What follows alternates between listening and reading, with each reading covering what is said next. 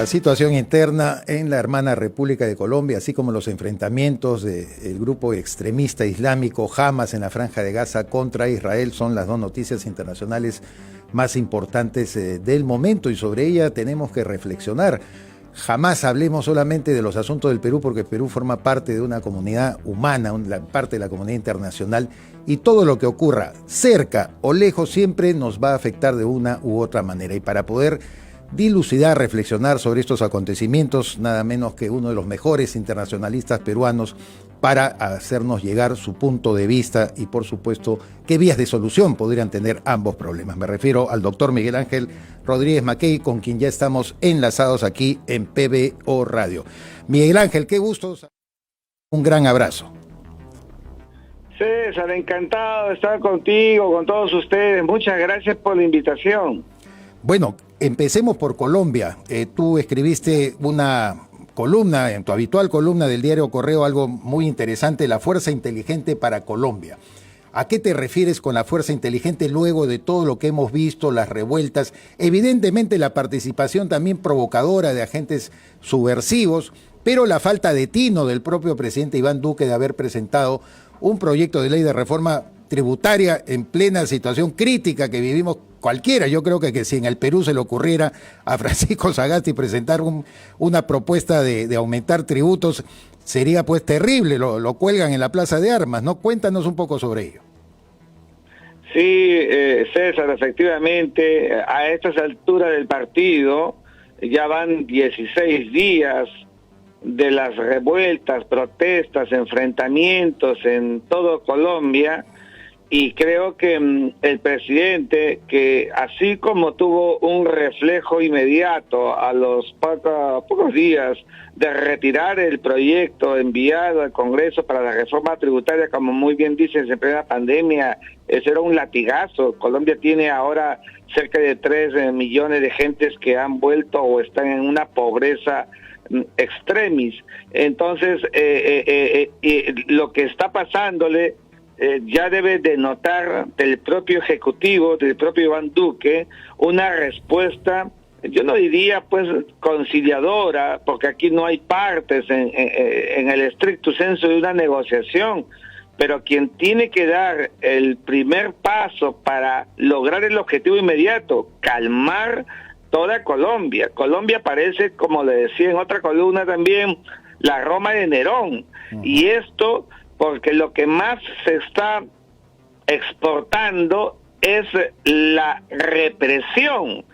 Como muy bien dices, ya sabemos que hay infiltrados, subversivos, Foro de Sao Paulo, revoltosos, disidentes de las FARC, pero lo que capitaliza la situación grave de Colombia es lo que se hace visible por las redes, que incluso tienen sus cuotas de mentira. O sea, los fake news aquí también deambulan y mucho, pero lo que se denota, lo que estamos viendo, Iván Duque lo están criticando porque solamente desde el Palacio de Nariño dirige la situación de crisis. Bueno, se desplazó hasta Cali, donde, como sabes, allí está el mayor número de las revueltas, pero todo eso el presidente tiene que licuarlo y pensar, por ejemplo, como pasa en otros países de nuestra región, el rol que cumple la iglesia colombiana, peruana, chilena, etcétera, tiene pues un matiz de neutralidad. Debería acudir a ella para crear un frente de diálogo. Es exactamente lo que no quieren los disidentes de las FARC, lo que no quiere el Foro de Sao Paulo, y más bien, cuanto más represión denote, haga, lleve adelante el gobierno, se va a mostrar mucho más abusivo. Ya viste, las Naciones Unidas ha salido al frente, las organizaciones internacionales. Todo eso no es bueno porque no capitaliza buena imagen y no está terminando, lo que más me preocupa, de legitimar a un proceso que el presidente en los últimos 3 años lo estuvo llevando bien, y quedándole 11 por delante lo ha debilitado. Tenemos que reconocerlo. Claro que sí. Has tocado diversos aspectos, querido Miguel Ángel, que sería necesario profundizar.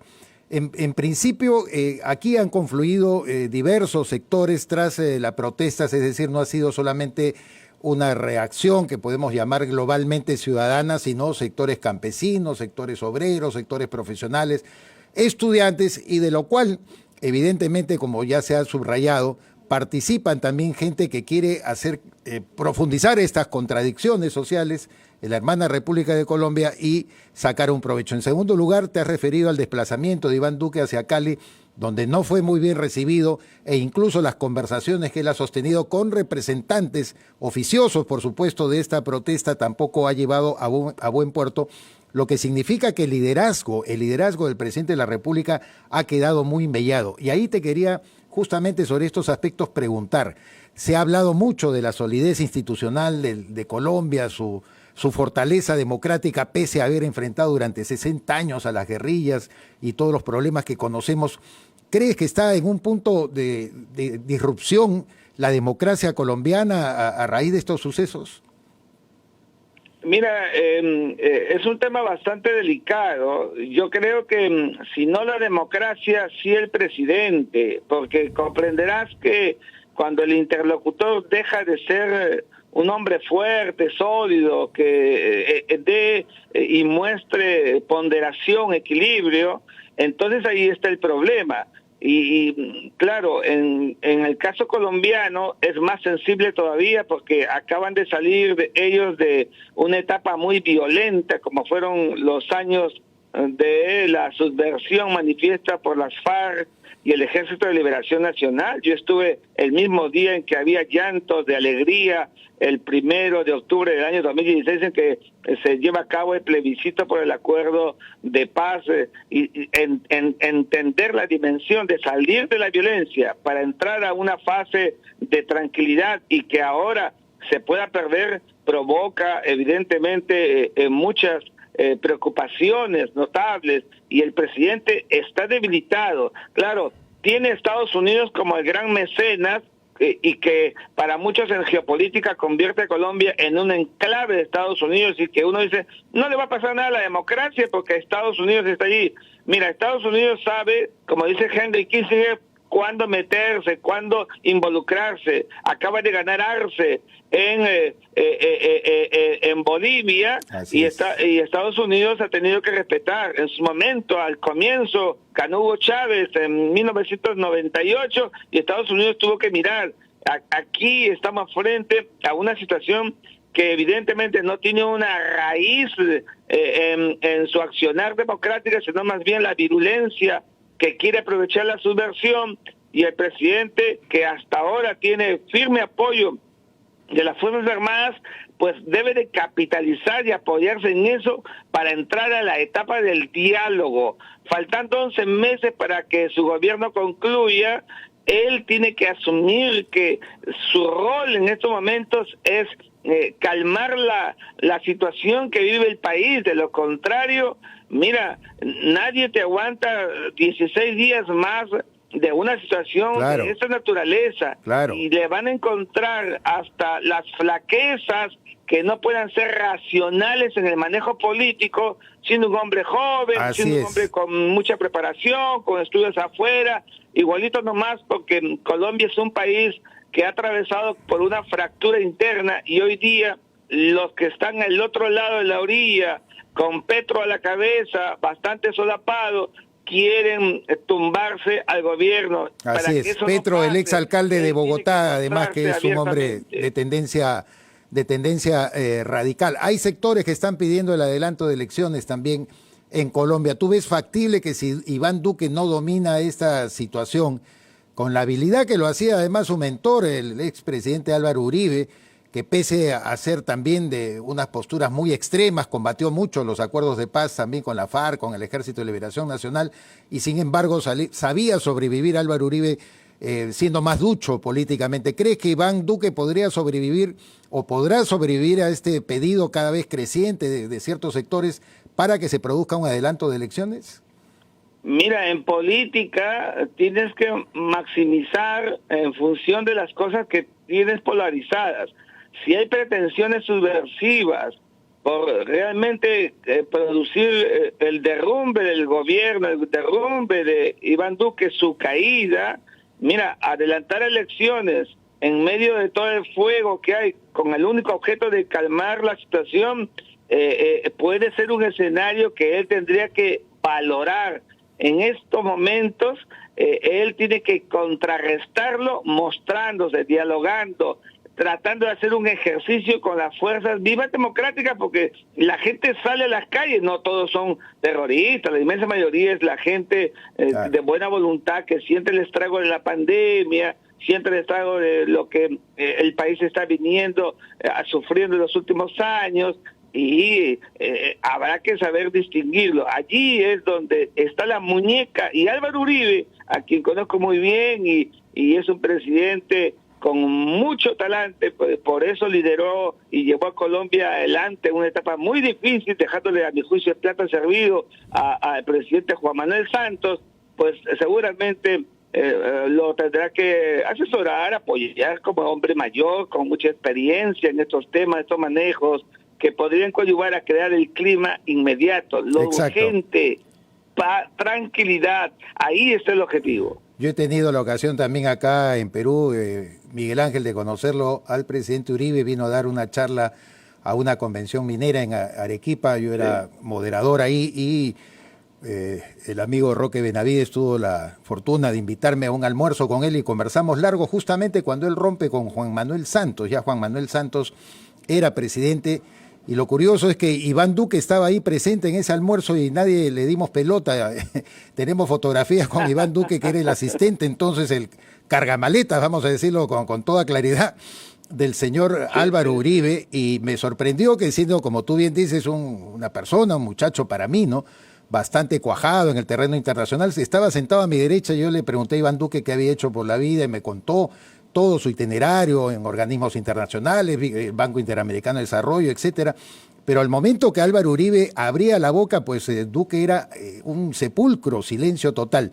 Y como periodista yo le indagaba a Uribe acerca de sus conflictos con Juan Manuel Santos, que me los contó de una manera muy detallada, incluso llegando al punto en que la visita que le realizó Santos a su casa fue un punto de inflexión y final, donde ya él le dijo: yo no quiero saber nada de usted, como suelen tratarse los colombianos, aún siendo muy amigos todos se tratan de usted, o entre hermanos e hijos y padres, ¿no? Simplemente lo mandó a rodar. Pero en efecto esa situación todavía podría ser capeada con la ayuda, como tú bien dices, de Uribe hacia Iván Duque, su discípulo, a quien además ha llevado prácticamente hasta la presidencia de la República. Vámonos un poco al Medio Oriente, querido Miguel Ángel, para ilustrar también a nuestro público respecto a este conflicto nuevamente desatado. Es la zona de la eterna belicosidad, la Franja de Gaza, la frontera palestina con Israel, controlada por este grupo extremista Hamas. Empezó unos ataques hacia Jerusalén, hacia Ashkelon, una serie de lugares también que yo he tenido la suerte de conocer, y esto ha merecido la respuesta de Israel. En los artículos que tú, además, con mucha brillantez escribes en Correo, has invocado la sensatez para tratar este tema. Explícanos un poco y explícale, siempre en el contexto histórico, a nuestro público qué está ocurriendo ahí en la Franja de Gaza.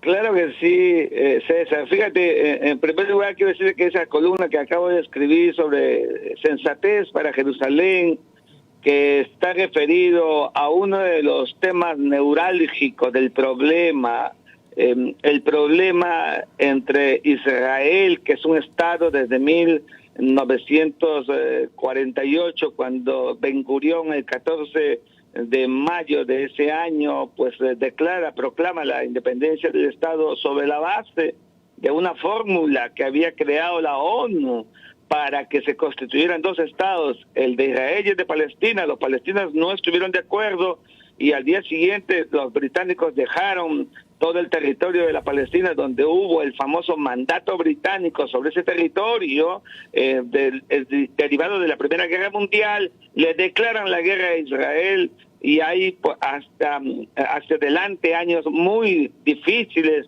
con la Guerra de los 6 días de 1967, que cambió la geopolítica porque hubo la aparición de los refugiados palestinos, es decir, expulsados de sus tierras por los judíos que iban avanzando y crearon el fenómeno de los asentamientos judíos. Entonces, ¿por qué te digo esto, este tema de fondo? Porque se está creyendo que el tema entre Israel y Palestina es un tema religioso.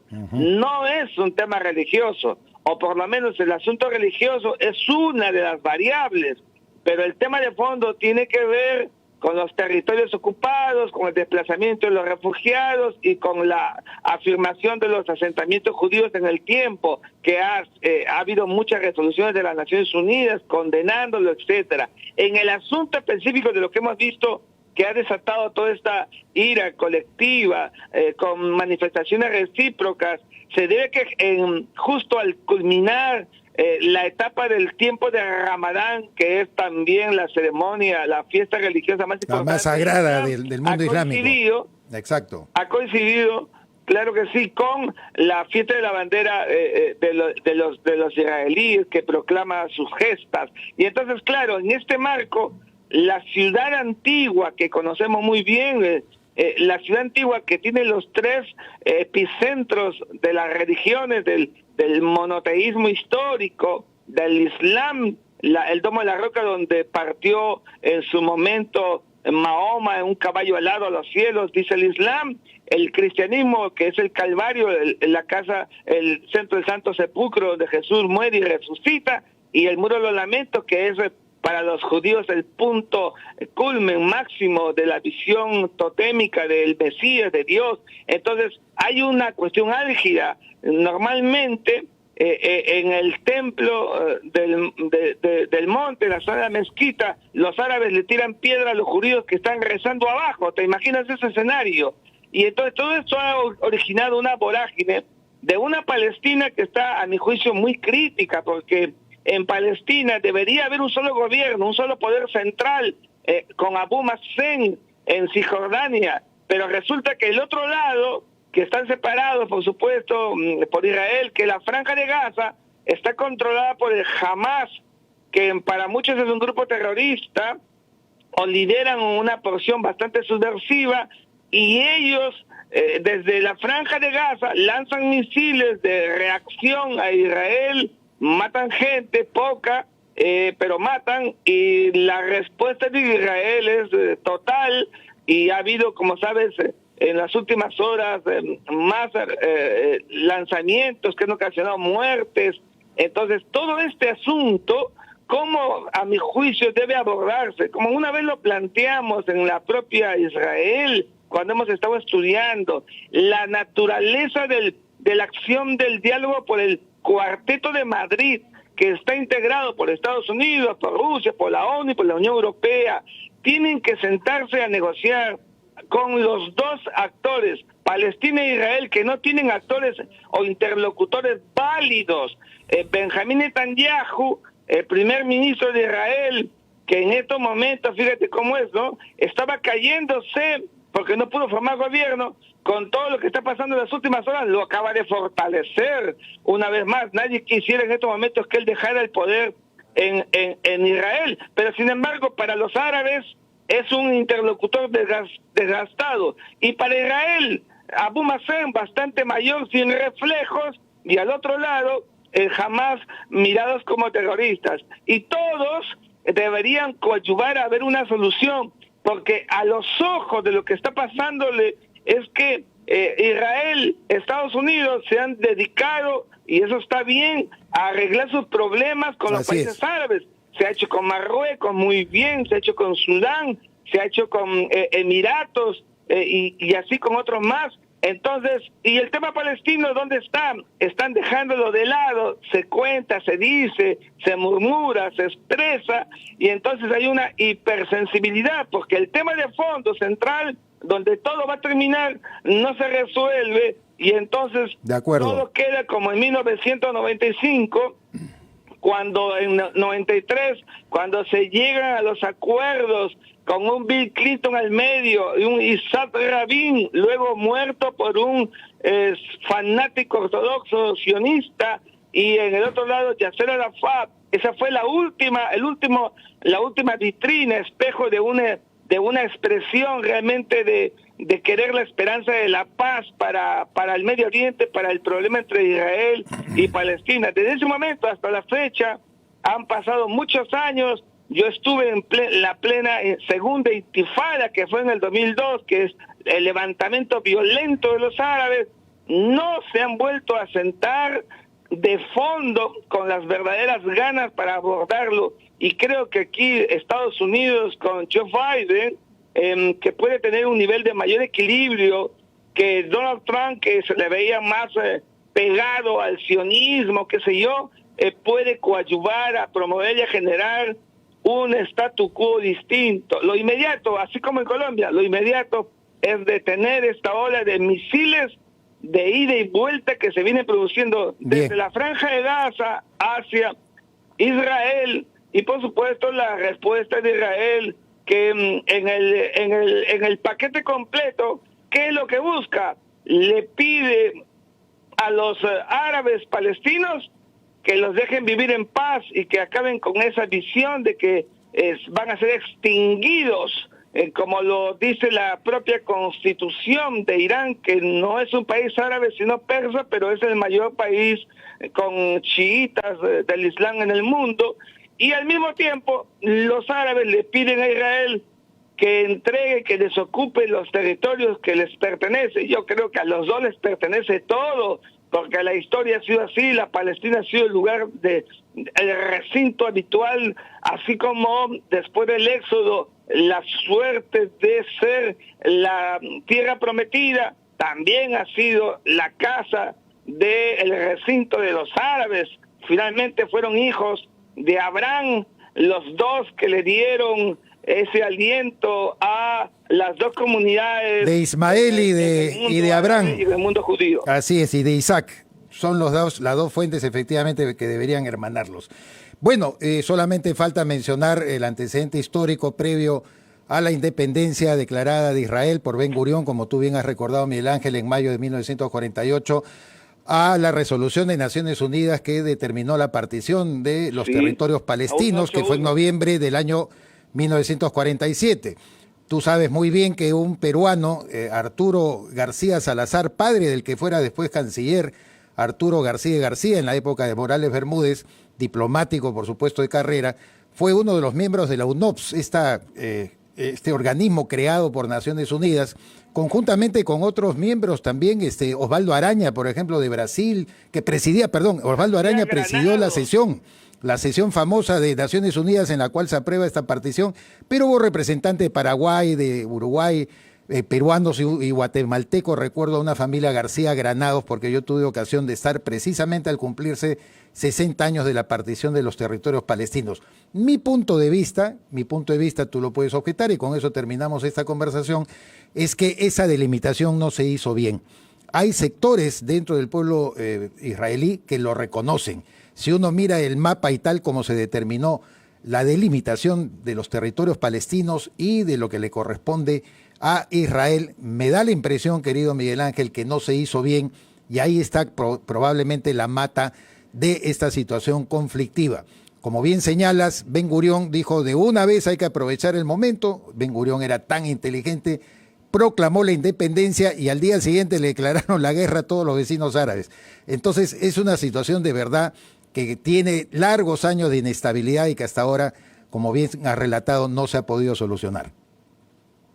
Pues fíjate, César, primero agradecerte que te hayas referido a Arturo García Salazar, que fuera presidente de la Sociedad Peruana de Derecho Internacional, con su padre, el embajador Arturo García, que trabajé en la Sociedad Peruana de Derecho Internacional en la Cancillería 17 años, siempre lo recordamos, parte de esa famosa comisión de Hunskell con Arturo García Granados, etcétera, que fue extraordinaria porque le dieron justamente ese plano, fueron in loco a hacer un trabajo al propio territorio y la dividieron en dos, en territorio para Israel y para Palestina. Y como muy bien dices, a mí siempre me ha parecido geopolíticamente bastante complicado separar a Cisjordania de la Franja de Gaza.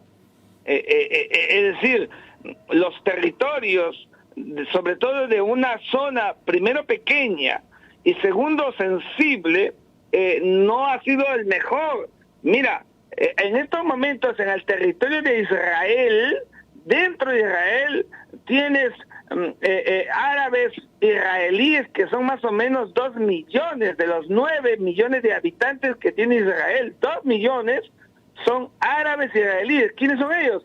Los que nunca llegaron a ser desplazados o se quedaron, hicieron lo posible, pero son árabes, pero tienen el corazón muy palestino. Entonces, junto a ellos, los de la Franja de Gaza, que son los palestinos propiamente dicho, y los que están en Cisjordania, están diseminados. Eso no puede ser, eso no puede operar.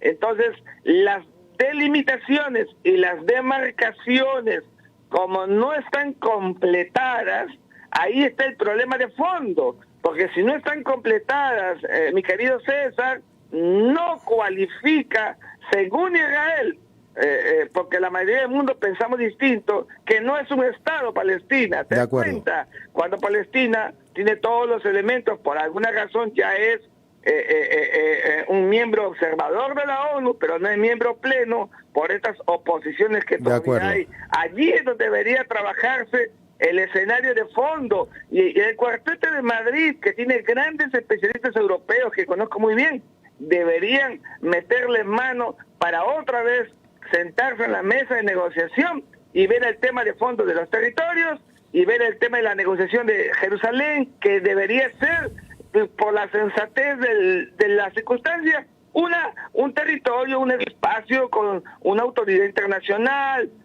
sin sentido de pertenencia absoluto, porque los dos lo quieren, y entonces si los dos lo quieren no vamos a lograr nada. Hay que buscar a equitas, que es el sentido histórico de la negociación internacional. Así es. Como siempre, Miguel Ángel Rodríguez Mackay, tan didáctico, tan pedagógico, tan claro y objetivo frente a este problema que es sumamente sensible. Aquí no tomamos partido por ninguna de las facciones, salvo rechazar, eso sí, yo por lo menos lo hago enfáticamente, la acción terrorista del grupo Hamas, porque es consecuencia, evidentemente, del escalamiento de una fricción y una conflictividad que hasta ahora no termina. Y hablando de hasta ahora no termina, recuerdo una frase de Jorge Luis Borges referido al ajedrez, que precisamente nació en el mundo árabe. Él decía del ajedrez: en el Oriente nació una guerra que hasta ahora no termina.